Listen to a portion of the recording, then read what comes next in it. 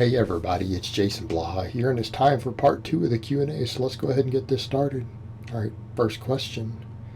What are your thoughts on drop sets? For those unfamiliar with drop sets, this is an old bodybuilder technique from the bodybuilding world. That basically means you take a weight, pretty much take it to failure, reduce the weight, go to failure again, reduce the weight, go to failure again, so on and so forth. So I'll just use a classic example.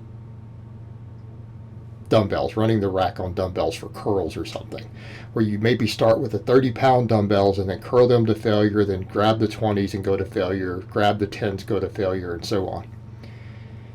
All right, here's the issue with this. It probably doesn't matter much in the context of smaller exercises. Okay, it probably doesn't matter. There's probably no measurable positive or negative.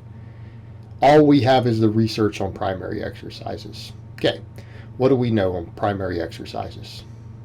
We know that if you cut rest time so short that you have to reduce the weight for the next set, it causes less muscle growth. It's not what I'm saying. This is what the experts say who research this, who actually care about bodybuilding. There are guys who are bodybuilders who do these research, who have PhDs, who really care about this stuff. Right? They're all about maximizing hypertrophy. They're even admitting, yeah, really short breaks causes less muscle growth. So essentially, you're taking the really short break method to the most extreme. Well, you could extrapolate that it's going to cause less muscle growth per set. I mean, based on the research. And why is that? And what you need to think about when you're doing that, what happens? When you reach muscle failure, why do you reach muscle failure with a given weight? Doesn't matter whether it's a 15 rep or an 8 rep set to failure. The upper threshold fibers are too exhausted to move the weight anymore. Therefore, you fail. If you reduce the weight immediately and go to a new weight, are you even hitting the upper threshold fibers that have the most potential for growth? No. You've already fatigued them. You're now using a weight that only the more stamina-oriented fibers can handle, and then once those hit failure and you go to the next weight drop, you're going down to basically just the muscle fibers you would use for cardio. Okay? So you're thinking, oh, I'm just fatiguing the muscle further. Well, when you hit muscle failure, like actual failure, there is no further muscle to stimulate. At that point, think of it as doing cardio, right? And even when people try to do things to extend sets, I don't know, the research shows that waiting and doing another set is actually probably more productive, right?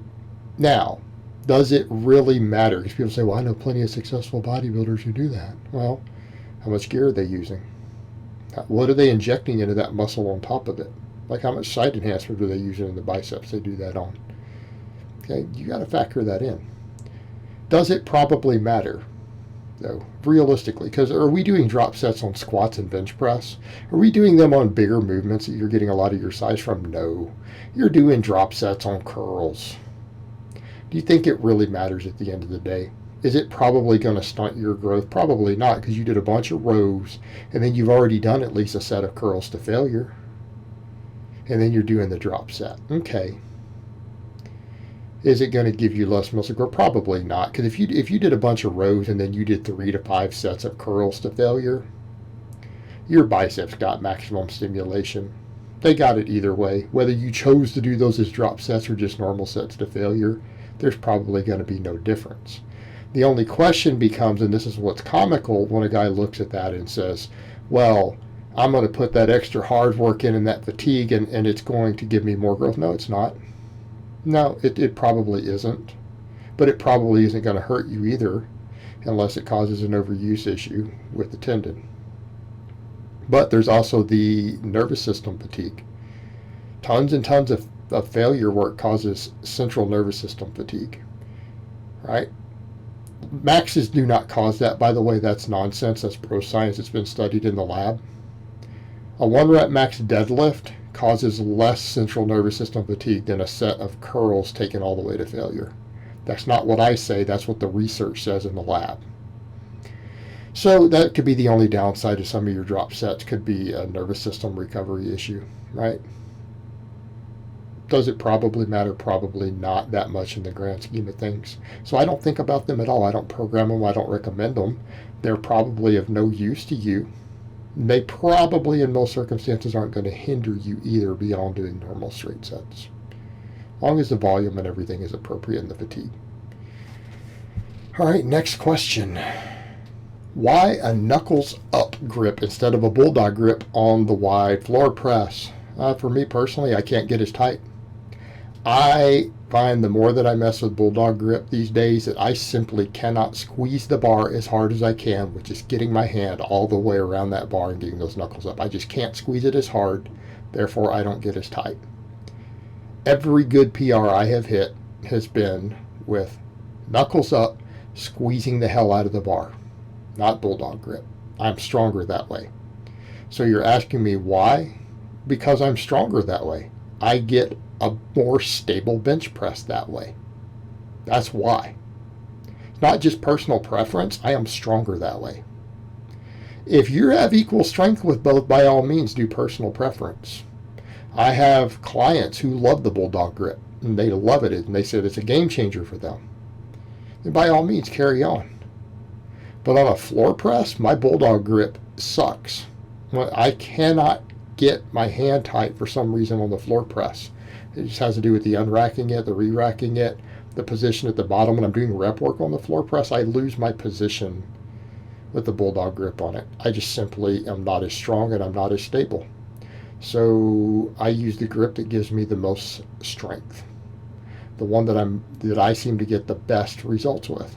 So it's not just personal preference. In that case, it's a matter of I perform better that way. So why wouldn't we do it that way? Right? Bulldog grip is just an alternative to the standard grip. That's all it is. It's an alternative that some guys have found really, really useful. Okay?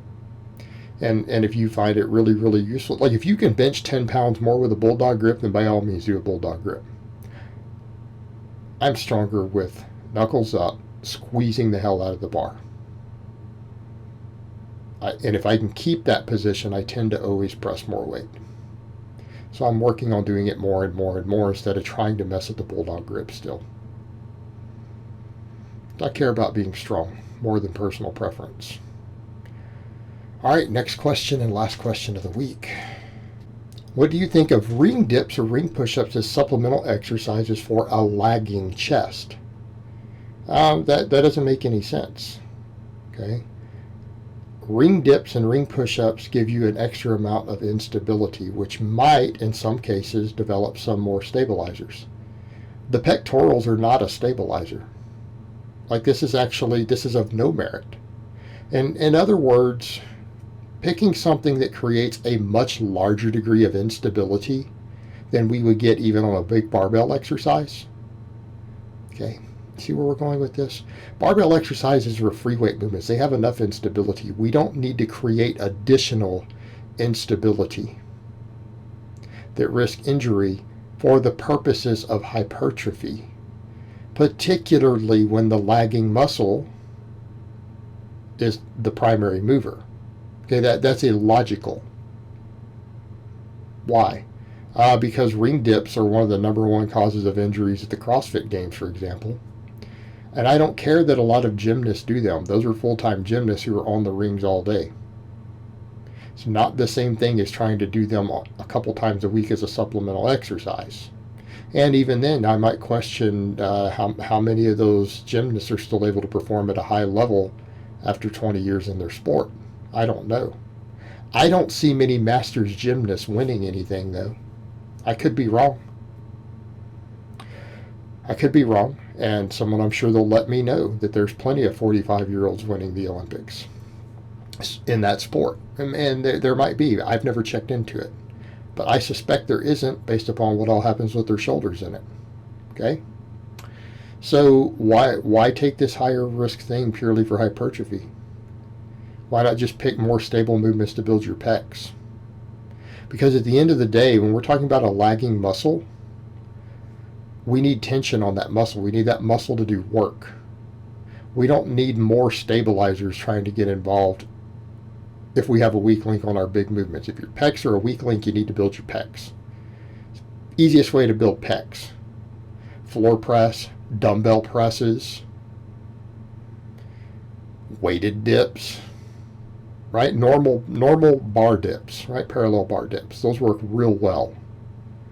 All those things can help bring up a lagging chest. You might even have to do some flies. These are all better choices than what you listed. Okay? They're all better choices for that purpose. And as far as stabilizers go, I hate it when people say this exercise works more stabilizers. Okay, what's the best way to build a muscle? Is to train that muscle. Do you really think the best way to build those stabilizers is to do ring dips, or should you go actually train the stabilizers themselves? Because people say stabilizers and they act like they're not muscles. Like you don't think there's movements for all those stabilizers? What are your stabilizers? Are we talking about the biceps? Biceps are a massive stabilizer on the bench press. The posterior deltoids, lateral deltoids, those are massive stabilizers on the bench press. There's some of them. Do you think ring dips is the best way to train your rear delts and your biceps? Or should you do some curls and some rear delt work? I'm going to go with the latter. Alright guys, so that's really all I have to say on that today. I hope it's been informative, and I will talk to you guys next time.